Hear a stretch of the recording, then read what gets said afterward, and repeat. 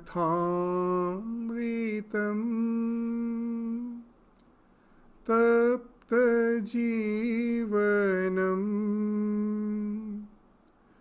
कविभिरीरितम्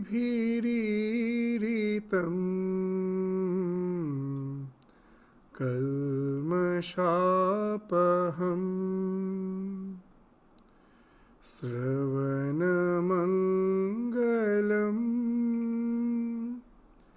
श्रीमदाततम्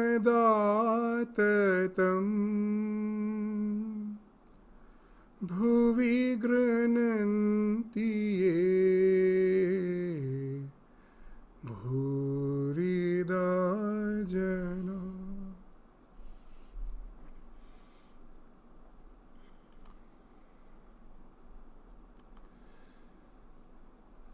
So, Bhakti as enumerated in Shrimad Bhagavatam.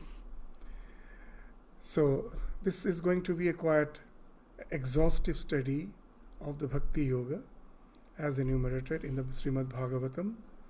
So, today, as an introduction, we will start with the definition of Bhakti as has been highlighted in Shrimad Bhagavatam. So, now before defining Bhakti, first, we will consider why we are turning to the path of Bhakti. That what's the necessary for our pursuit in the path of Bhakti. So, what is the purpose of pursuing Bhakti? So, it is the same as that for any aspiring yogi undertaking any path of yoga. So, for all those various denominations of religion, the purpose is the same. What is the purpose? As has been mentioned in Sankhya Yoga, it's Atyantika Dukkha Nivritti. That to annihilate suffering in totality. Atyantika means in totality, without leaving any trace. And in Bhakti school, along with that, they add Parama Sukha Prapti. In Sankhya Yoga, it has been mentioned Atyantika Dukkha Nivritti. Even in Buddhism, you will find that's the aim, that the first Arya Satya, the first noble truth is that there is suffering. And the second is the cause of suffering. And the third is there is a way out. And the fourth noble truth speaks of the process of the way out of suffering. So there also we find that this Atyantika Dukkha Nivritti is the goal of all the spiritual pursuits. So now when we say Dukkha, suffering, so now we have to understand that what precisely is meant by suffering.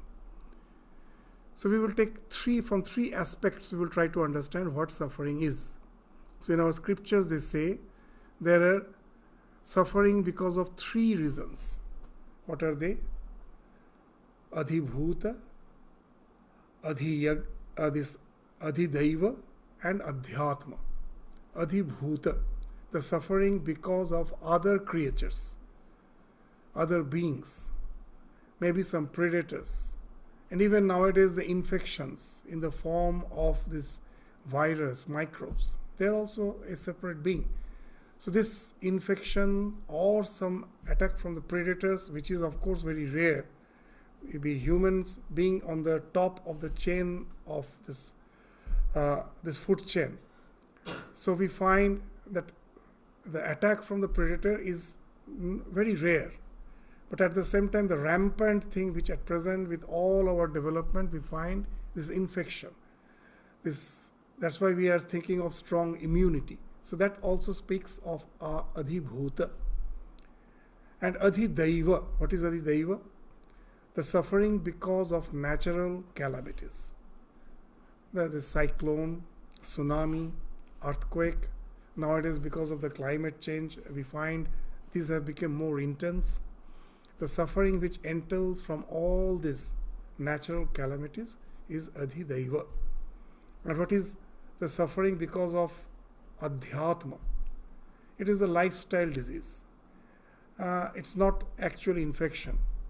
Just like we have this hypertension, diabetes because of our wrong food habits, because of our obsessive food habits, compulsive food habits, because of our psychological aberrations in the form of depression.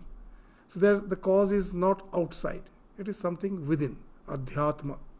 So this we understand, that these three are the causes of suffering. This is the direct cause of suffering. But what about that? Why to take only the suffering as the be-all and end-all of life? Yes, there is suffering, but there are so many phases of happiness in our life. So why should I take everything as suffering?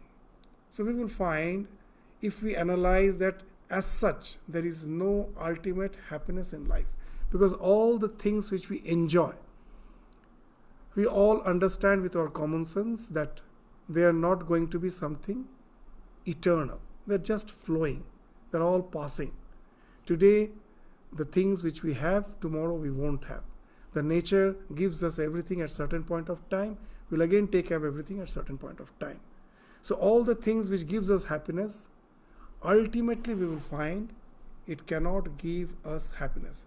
The more we enjoy, when the question of departure comes, when the question of separation comes, the more intense is our suffering.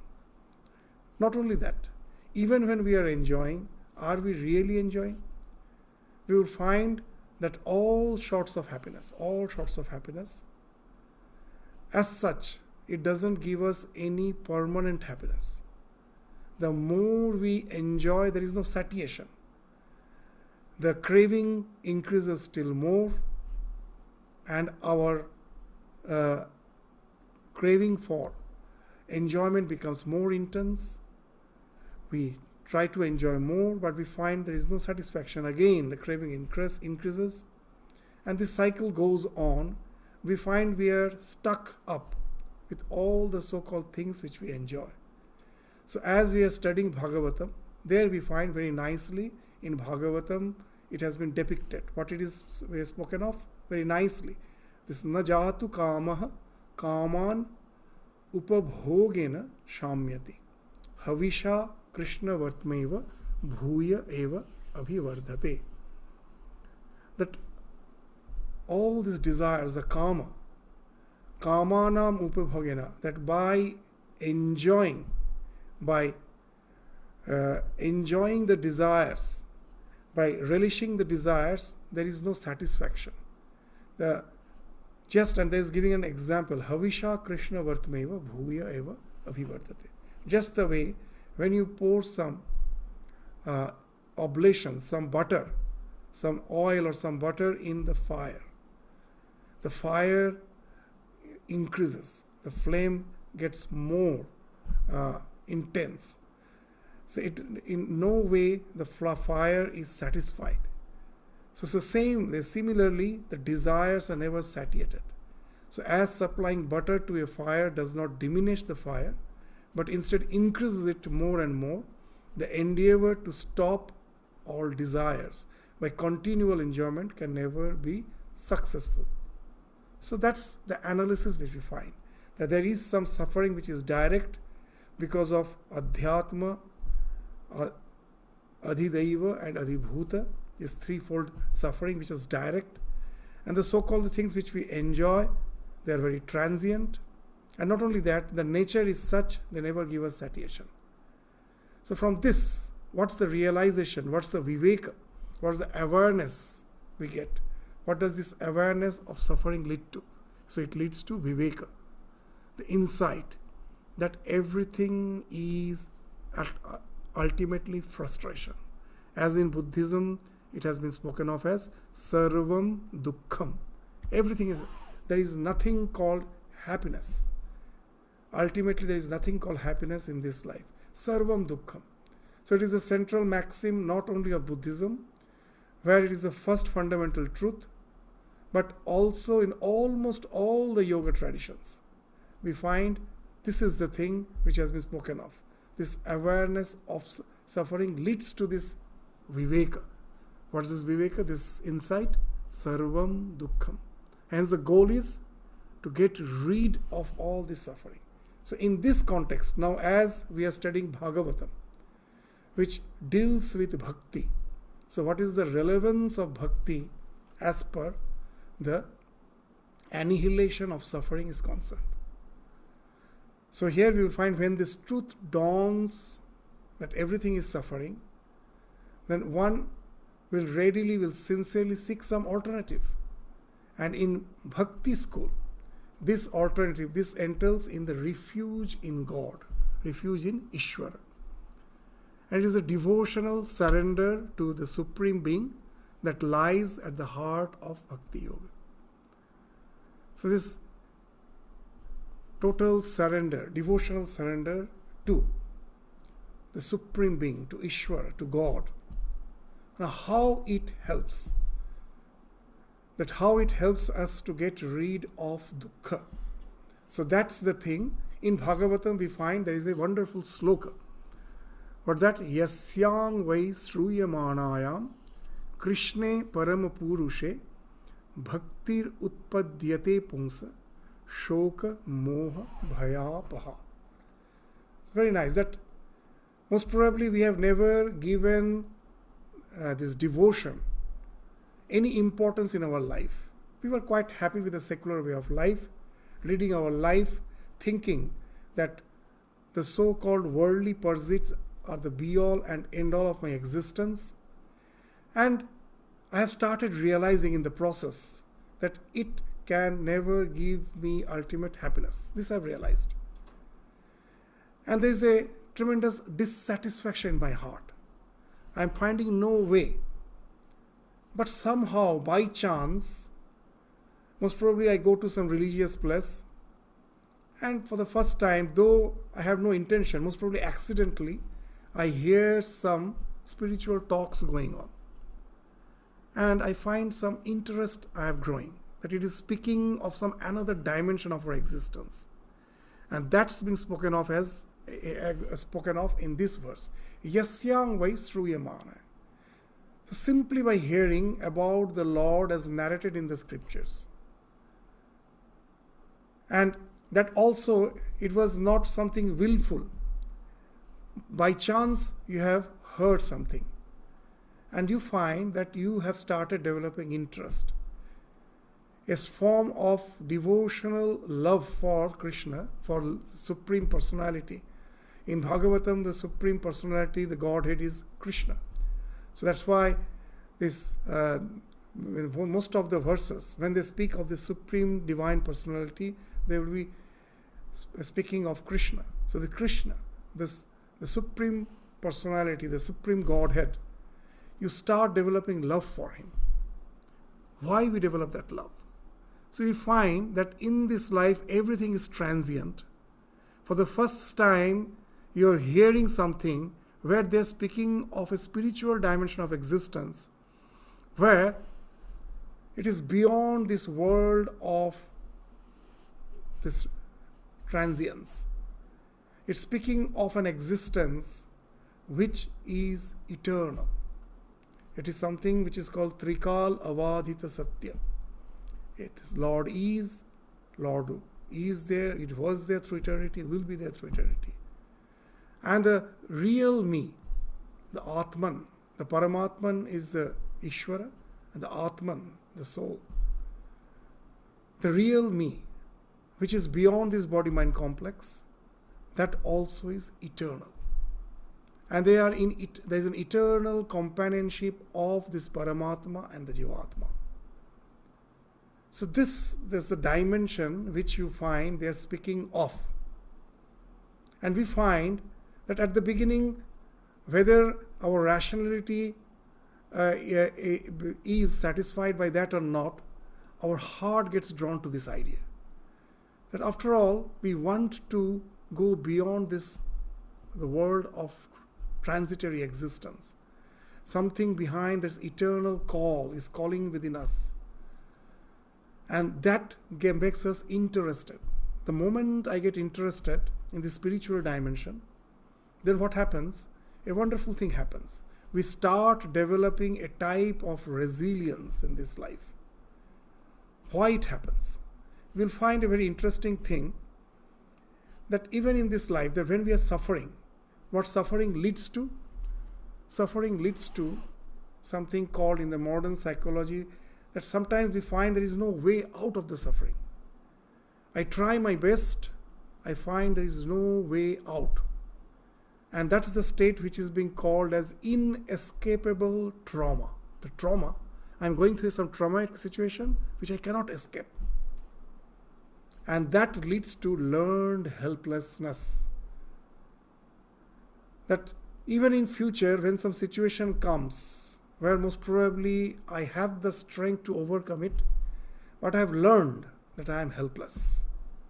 I have developed a defeatist attitude. I won't try anymore. I go to a set state of depression. Learned helplessness. This is not correct. This is the moha. This is the delusion. Because most probably all the situations are not same. In some situations, though the trauma was inescapable, but that doesn't mean in all stages of life I will be going through that inescapable trauma. So it leads to learned helplessness. And that again leads to this pessimism or defeatist attitude or fear. So these are the three things. Shoka, moha, bhaya. Shoka, this inescapable trauma, that leads to this learned helplessness, that is moha, this delusional thing. And from that, the defeatist attitude, this fear comes, bhaya. And here in this verse, they say the first thing that happens, even by chance, if you listen to some spiritual talk and you find that that spiritual calling within you, which speaks of that eternal existence, immediately you find some answers in life which previously you were not finding. Now you're finding it. And that helps you to build that resilience. How it happens. So we give an example in that even in our day-to-day life, just take one question. This question I like very much. That if a teacher asks the student to draw exactly 4 triangles by joining 4 points, you can also try. It is almost impossible. It is impossible to draw exactly 4 triangles by joining 4 points.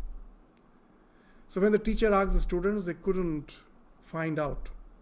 Because whenever they were trying, the 2 lines were intersecting to create the 5th point. And not only so, 2 triangles can be taken together to just consider it as a larger triangle, and that way it will be more than 4 triangles. So they couldn't find out the answer. And then the teacher helped the students. He gave the answer. He said he just spotted 3 points on the blackboard and asked the students that by joining these 3 points, how many triangles you get? 1 triangle. We all understand. By 3 points, we get 1 triangle. And now he asked, imagine the 4th point not on the plane of the paper. Think it in the space. And now again you join from each of those points another line to this point in the space. And now you can visualize what I am saying. You will get a triangular pyramid with exactly 4 triangular faces. So no one could answer it. Why? They couldn't find the answer. Because they were trying to find the answer in the 2 dimension of the paper. They never took the 3rd dimension into consideration. So similarly, in our life, with all our achievements, in the words of Swami Vivekananda, we are bound to find that our enjoyable journey through a mountain path at last ends in a precipice. There's a deep gorge. I cannot go further. I have to stop there. And then I find there is no answer.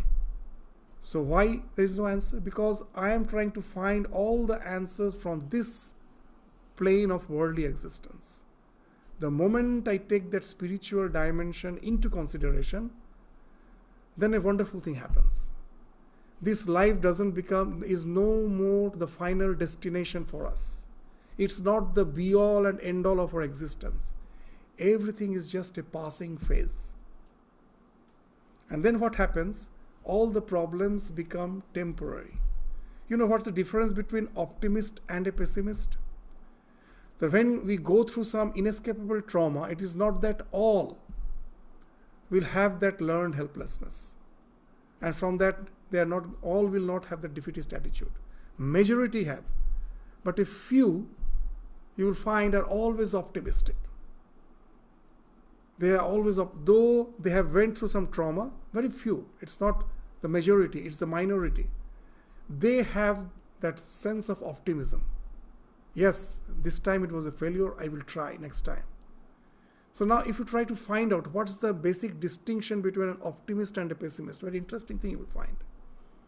An optimist takes each and every problem as something local. It's not pervading my entire existence. To understand it, suppose a student is weak in maths and now he constantly is bothering about his weakness in maths, and his botheration is so intense that it starts affecting his other spheres of life. He is good in 99 things. Out of 100 faculties, 99 are okay or 90 are okay. Only maybe 10 there is weak. Now he's too much concern for this 10 thing on which he is weak. He starts affecting the other 90 things. So something which was local now has become all pervasive. Something which is temporary. The problem which is with me, I am facing, it is not going to define me, but I think this defines me. In future also, for all the problems, I have developed a defeatist attitude. I think I cannot in any way overcome them. So you will find a pessimist takes all the problem as permanent, and they are all pervasive. And for an optimist, all are temporary, and they are just local. Now when you take that spiritual dimension of your existence into consideration, immediately that optimism comes. Why? Whatever may be the problem of life, it is just affecting just a small part of me. This life is just a journey, is not a destination. It is not going to affect the real me. So it is just affecting a small part, it's just very local. And it is in no way permanent. It is just a passing phase. And this gives them that spiritual resilience, helps them to overcome shoka, moha, bhaya. This defeatist this trauma, from that this moha is the learned helplessness, from that the bhaya, the scare, they get the fear of the challenges of life. So he can easily face them with some calmness. So this is the thing, which is a wonderful thing, that widens your perspective. It gives you a type of calmness, a tranquility to face the struggles of life. So now you will find there's bhakti. Even in modern studies, it has been found that those who have a faith, those are believers, they face the challenge of life much better. They are more better equipped than those who are non-believers. Many are there who have no faith. And there is a considerable population who are believers. These believers have been found to cope up with the challenges of life much better, with much calmness, with much resilience. And that's because they have started relating to that another dimension of their existence apart from this worldly plane of existence. So that's how you'll find the relevance of bhakti as per our attempt to go beyond all suffering is concerned. This atyantika dukkha nivritti. So now the question is then this annihilation of suffering the sole purpose of pursuing bhakti? Like in other schools, that is the sole purpose. But for a bhakta, they add another dimension. Not only just getting rid of suffering. That is something negative. Something positive also should come out of it, for which the bhakta, what they say, that initially this getting rid of the suffering, that's the only reason. But however, while practicing bhakti, as their devotion gets ripened, they get more and more seasoned, they find that apart from that negative aspect, that resilience they are developing, they find they have a wonderful sense of bliss, a happiness, a positive something is coming out from their devotion.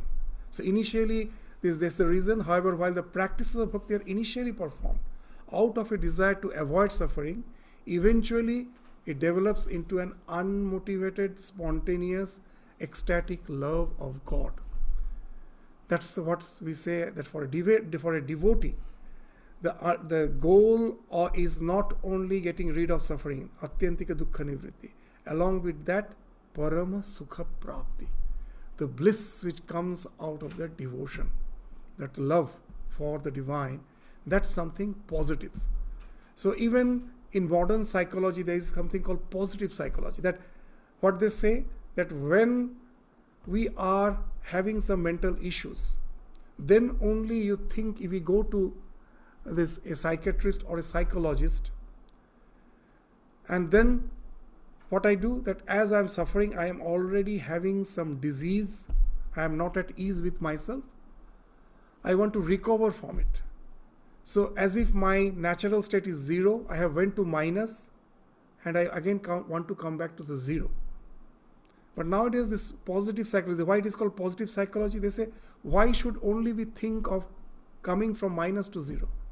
Why not even a person who is at default at 0 should try to go to something plus, positive, to have more enrichment in life, to have a better qualitative life. And that speaks of that bliss which comes out of devotion. That speaks of the positivity, not only just getting rid of the negativity, but from the 0 to go to something positive, to plus. So that's what is being indicated by parama sukha prapti. So now for a bhakta, we find that what's the goal of bhakti? That not only atyantika dukkha nivritti, along with that it is parama sukha prapti, to get that intense joy. So this joy is something wonderful. You know that in spiritual life, what actually this entire spiritual life can be defined as? It is through devotion entering into a state of flow. You're entering into a state of flow where you enjoy tremendous bliss. And that bliss can take you to a state which is beyond bliss. You can enter into a state of samadhi which is beyond bliss. But very interesting thing, even the one who has entered into that state, they also, when they hear, see there are two things, these two extreme. A person who have never heard of God, when he first hears of God, if he has some inclination towards spirituality, immediately he starts developing love for God. He wants to hear more. This is the lowest extreme. And what's the highest extreme? The one who has gone beyond the so-called devotional practices. It has taken him to a state where he can remain absorbed in his contemplation of the self. Even such a person, if you go and just speak of God, he comes down from that state and relishes this state of bhakti. See, both the extreme. The one who is a novice, he enjoys that bhakti. And the one who has gone beyond this, he also likes to enjoy this state of bhakti. So this bhakti is something wonderful. So in Bhagavatam, there is a wonderful sloka. That sloka is something wonderful. Behind that, we first let us say that, read the sloka, go through the sloka and its meaning, and then the background of that sloka, the incidents, the background of that sloka, we will try to discuss in short. You will find it's a wonderful thing which they are speaking. What they are saying? That Atma Ramascha Munaya Nirgrantha Apyurukrame Kurvanti Ahaituking Bhaktim Itham Bhuta Guno Harihi. That this, the one, the Hari is such a, the God is such bliss that even the one who is totally absorbed in his self. Atma Ramascha. Atma Arama. The one who has Arama, the bliss in Atma, is Atma Rama. So who are they? There's a Muni, Munaya, Manan Shila Muni. Through contemplation, he has went to a state where he is deeply absorbed in his self. He has gone beyond all bondages. Nir Grantha. Grantha means knots. All our desires are like knots which are binding us. He has gone beyond that. He is contemplating on his self.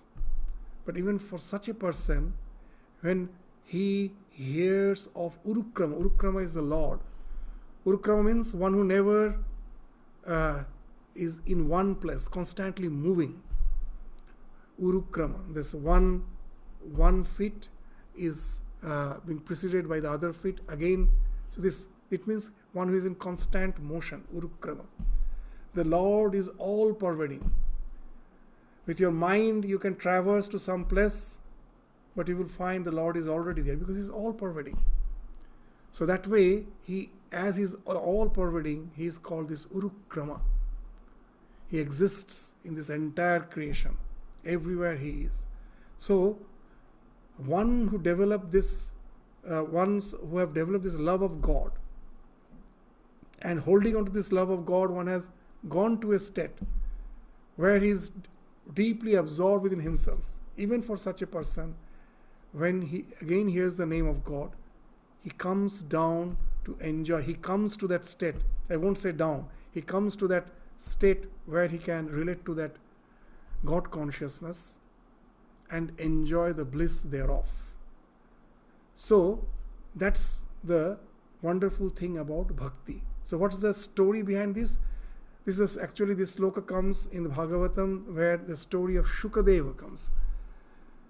The Shukadeva, the son of Vyasa, when he was born, he was already having that extreme detachment for the world, dispassion for the world. So immediately he was born, he was not willing to born. He was in mother's womb for years together. So when he was born as a young man, Yuva. And the moment he was born, he was scared of this world. I have nothing to do with this world. And he started running. Now Vyasa, because of his love for his son, he started running after him, saying, "O son, ha putra, ha putra." He was running after him. And then, when Shukadeva was running, as he was just born a young man, he was born from his mother's womb, naturally he was fully naked. There was no dress. He was wearing nothing. Now, this young man running naked, he was passing through one of the a lake, reservoir, where the celestial nymphs were bathing. As they were bathing naturally, they were without clothes. They were all in the water. Now this Shukadeva, he ran just by the side of that reservoir, and Vyasadeva, he was an old man by this time. Now he was following. Now seeing Vyasadeva, all the celestial nymphs, they felt ashamed. They started covering themselves up. And now this made Vyasa very surprised. He was very surprised. He said, my son, who is a young boy, he was without clothes, and when he ran, and you feel if you never felt ashamed, you were just continuing with what you were doing, and I am an old man, I am wearing clothes, I am an old man, and seeing me you are feeling ashamed. I don't understand. What's the reason? And then these celestial nymphs, what they say, that was something, a revelation for Vyasa. He said, see, you still have body consciousness. It's true that you are quite advanced in spirituality, but still you have the sense that you are body. But your son has no body consciousness. Just like a small child, he is running naked. Just as a small child has no body consciousness, so he doesn't feel any shame. So as your son, from the very birth has so tremendous dispassion for this world, so tremendous intense love for God, that he was running without any sense of his body. It is actually our sense of body that makes us feel that shame, and others also feels ashamed if we have body consciousness. It's not the so-called nudity. You will just see, if you watch any documentary of some primitive tribals who doesn't wear any cloth, you will find your mind doesn't get disturbed, because for them that's a very natural state. If you're too much having that sense of your body, then only the question of shame comes for yourself as well for others. For the Shukadeva, he had no sense of body. He was always absorbed in his own self, running. So when the celestial names remarked that he has no sense of body, then Vyasa, he realized, I'm running after whom? He may be my biological son, but he has already developed such a tremendous dispassion. It is futile to try to bring him back. And then Vyasa desisted. He went back. He went back instead of chasing his son. And then his son was in deep forest. He knew that he was there. He was absorbed in deep meditation. And Vyasa never disturbed him. Now, after Vyasa composed this Bhagavatam, now this Bhagavatam, if you study, you will find that as you go to the 10th canto, the 10th chapter, where the Rasa Lila is being described, the Krishna's this love, the love of the gopis for Krishna, and the Krishna's love for the gopis. We, with our worldly mind, if we try to study, will find it's polluting our mind instead of purifying our mind, because with all the impurities, when we are trying to relate to it, we cannot relate to it in its proper sense. So now there was a big challenge for Vyasa, that this actually is a very pure form of love, where there is no trace of sensuality, and it has to be preached to the humankind. But the one who has to preach it, he should be a Paramahansa. He should be totally dispassionate soul. When he teaches this Bhagavatam, then the people can understand it in its true essence.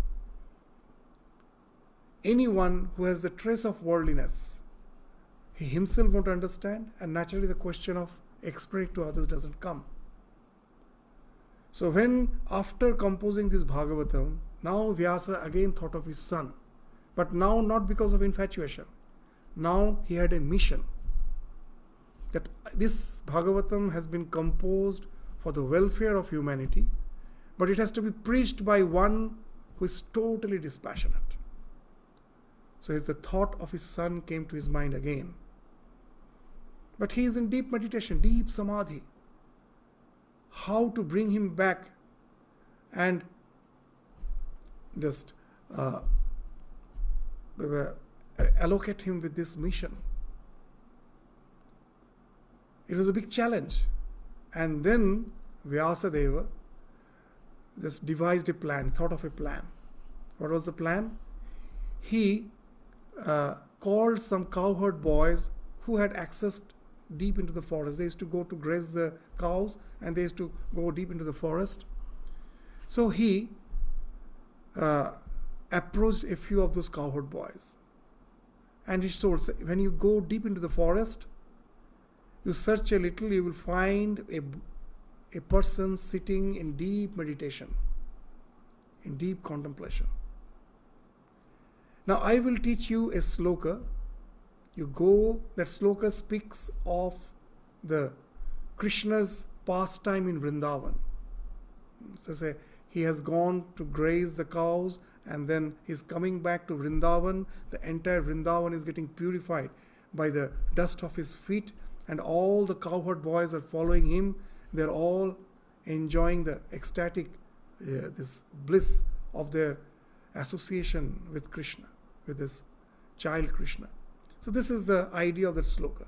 So he taught this sloka, and this sloka and how to chant it to all these cowherd boys, and told them, you go deep into the forest, you will find one seated there in deep samadhi, chant in front of him, you will find he will come out of samadhi, and then he will ask, he will be eager to know who has composed this. Don't say my name, ask him that do you want to meet that person, and he will be eager to meet that person, and then you bring him to me. And that's what happened. When the cowherd boys went, he was in deep samadhi, and when they chanted this sloka, which relates to the pastime of Krishna, they really found that his body started shaking, there was horripilation, tears started flowing down, his eyes opened, and then he was very much eager to know who has composed this such a wonderful sloka. And then the cowherd boys did as was asked by Vyasa. He told, do you want to meet him? Please come with me. And that's how he was brought back to Vyasadeva. And in this context, and that's how that after that the Vyasa's mission was fulfilled. He taught this Bhagavatam to Shukadeva, who is the one who preached this Bhagavatam to the entire humankind. In this context, you will find this sloka comes, Atma Ramascha Munaya. The one who is totally absorbed in the bliss of Atman, who has gone beyond all bondage.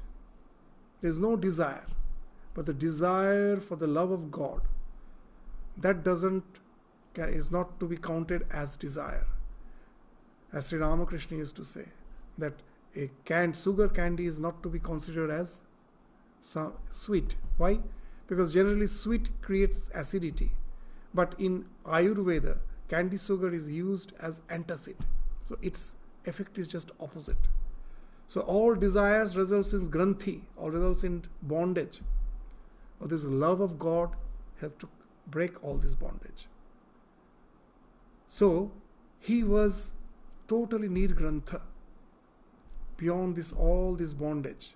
This love of God that brings him from that state to that state of tremendous devotional effervescence. This overflow of devotion, and he's eager, and that's how he was brought back. Bhagavatam was taught to him, and it is how he preached. So in this context you find this sloka. Very interesting that the one who has never heard of God, when he first time hears, he falls in love with God, and the one who is absorbed in samadhi, he also comes from that state to the state of God consciousness and enjoys the bliss of devotion. So for such a state, we will find what?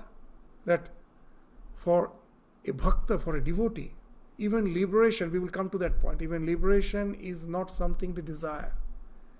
They say, in whatever state I may be, wherever I may be, that I shouldn't forget you, and this love for you should never diminish. Let me experience the bliss which comes from this joy. So that becomes the be-all and the end-all of a devotee's endeavor, that he wants the bliss of that communion with the divine. So from this, based on this discussion, we will let us come to the various definitions of bhakti. That's today's class. We are starting with the definition of bhakti. So let us come to the various definitions of the bhakti as has been enumerated by various sages.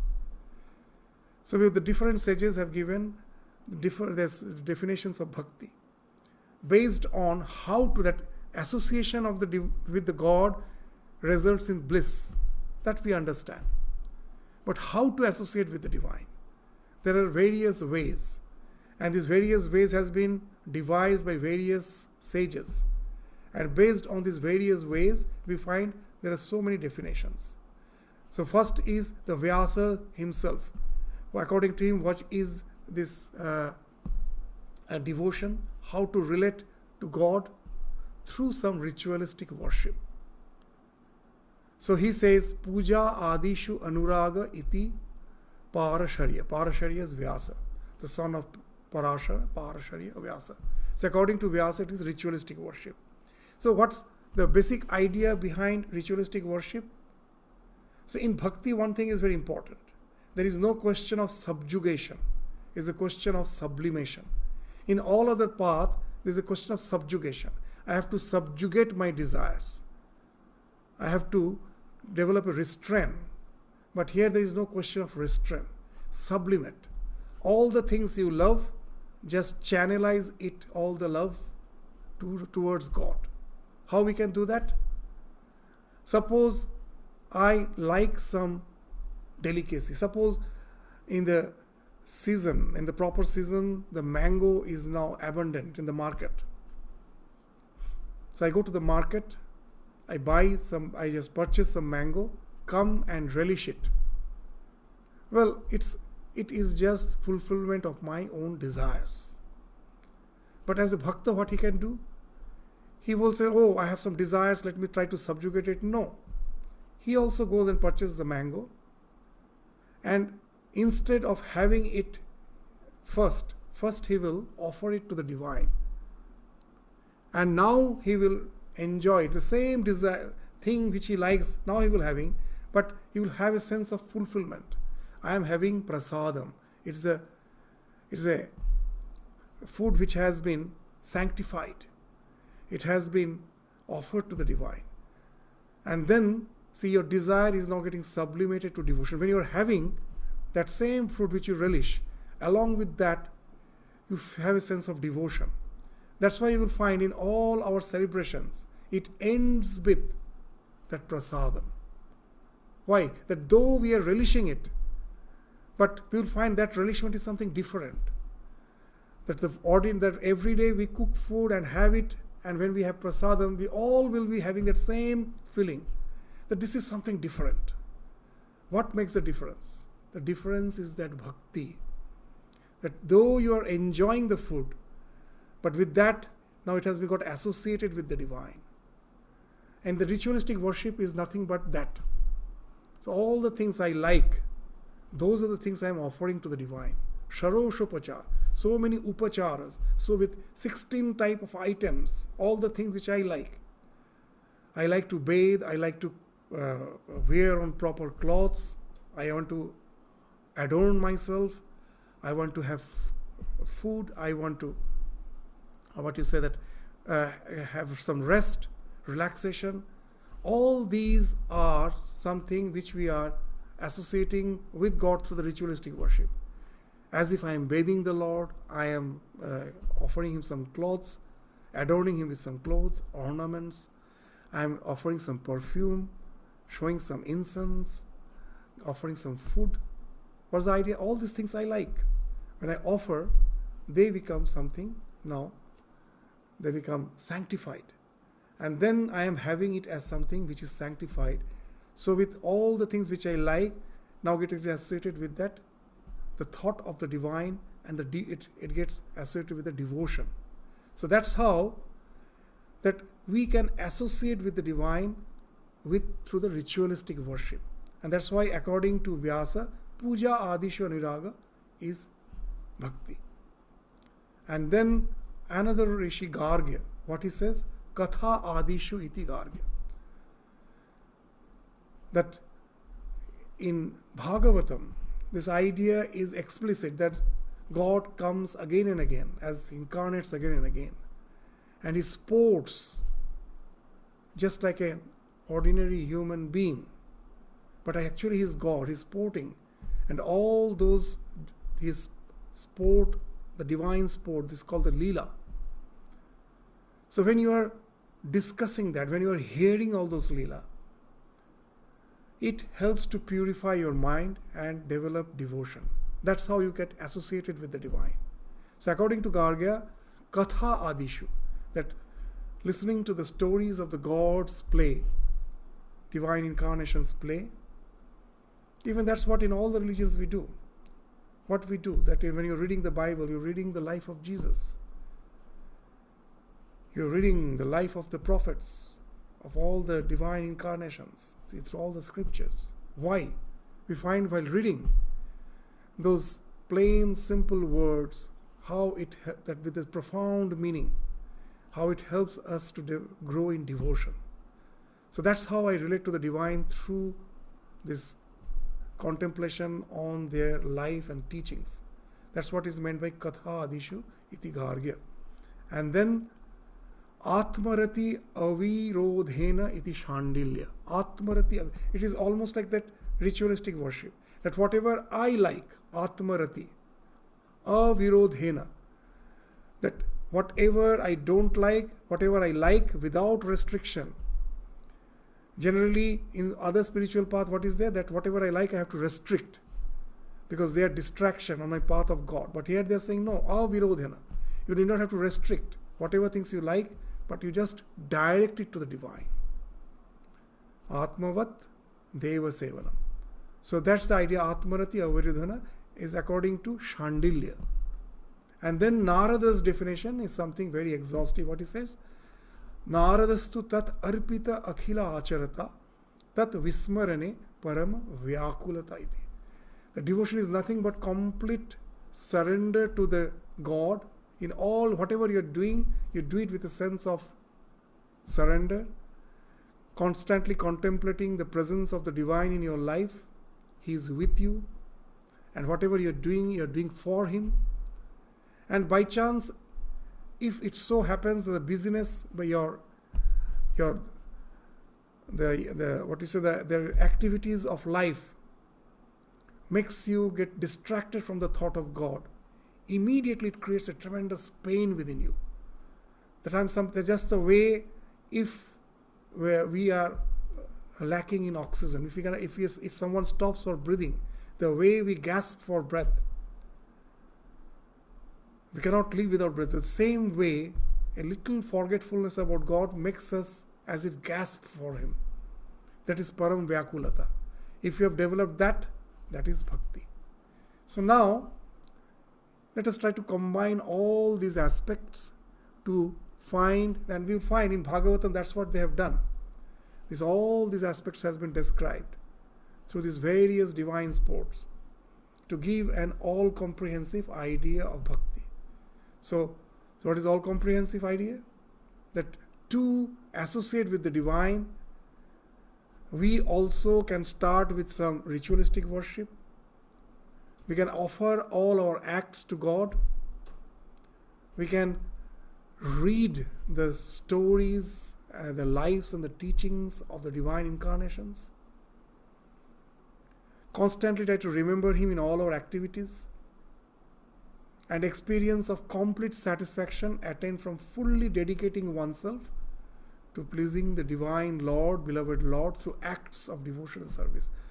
That every act becomes an act of devotion and service.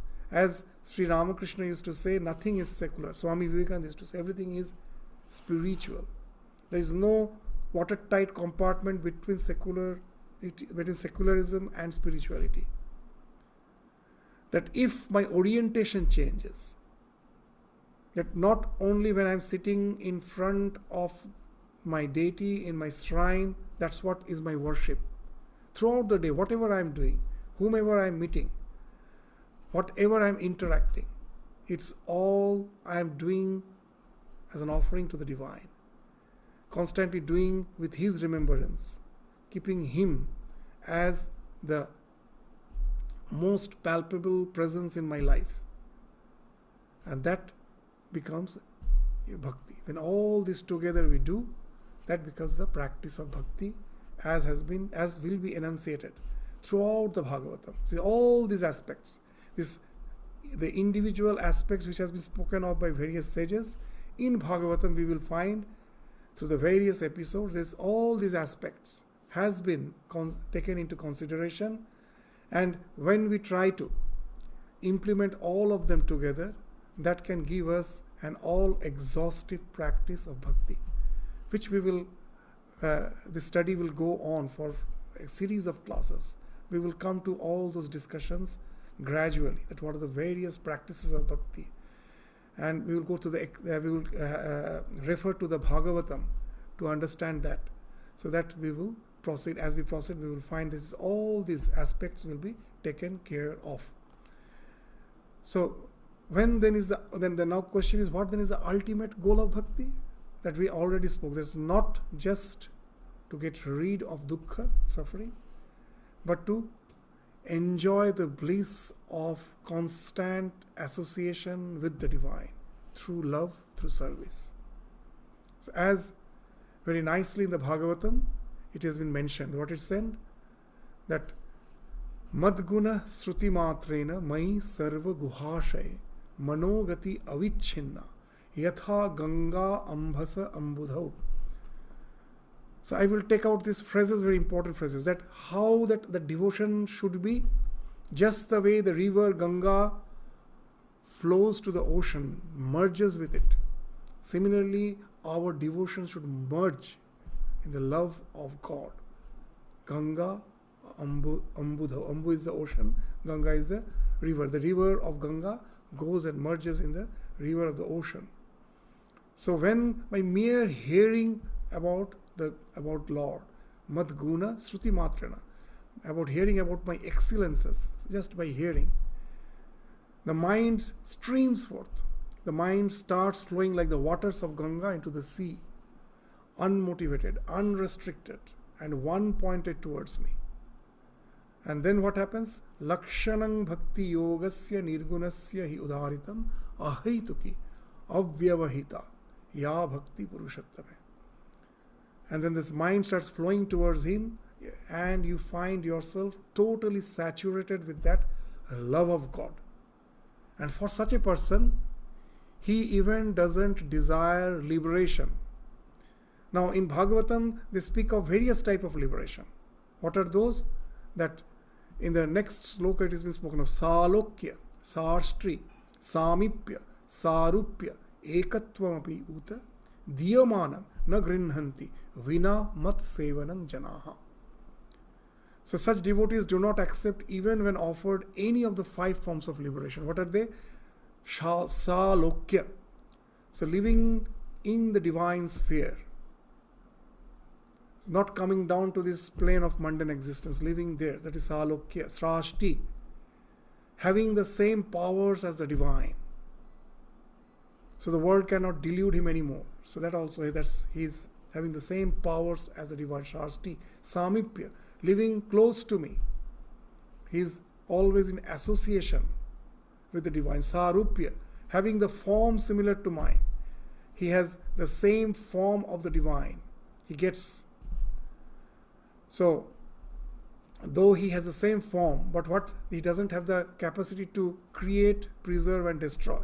But he may have the other qualities of Ishwar, which speaks of his bliss, his detachment, all those he have, apart from creation, preservation, destruction. That speaks of the Sarupya.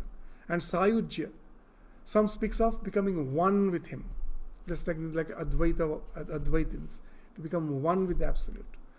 So here in Bhakti, the goal is that would be different. They say that the one who has experienced that love, he doesn't want any of this state unless it is associated with that loving service to God and God alone. So this love becomes the ultimate goal. With the love you start, with the love you end. For other paths, the love to God is just the means. The end is liberation. But for a bhakta, love of God is the means, love of God is the end. So this sadhana bhakti at last results in sadhya bhakti. So first through endeavor you develop that love, and that becomes something spontaneous. You have to know, you need not have to endeavor. That becomes the state of your existence, and bhakta wants to stay there. He doesn't want to merge with the Absolute. As Sri Ramakrishna used to say, I want to taste sugar, I don't want to become sugar. So I want to have that separate identity where I can enjoy the bliss of communion with the divine. I don't want to be one with that. So that's the goal of our spiritual endeavor, which the Bhagavatam will be pointing so that we can not only simply get rid of dukkha, atyantika dukkha nivritti, but it can also give us some parama sukha, the supreme joy and happiness. And that becomes the state of our existence. It's not that we acquire that. We become this, not blissful. Blissful means that bliss is something separate from me and I have got absorbed by that.